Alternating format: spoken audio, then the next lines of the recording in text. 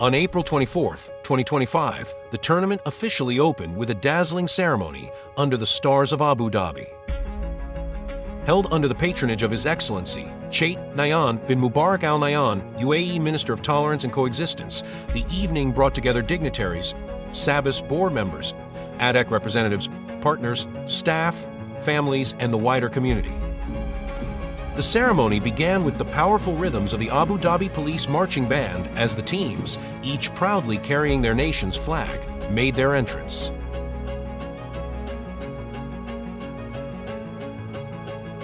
Guests were then treated to an elegant live dressage horse show and the energy of vibrant student dance routines.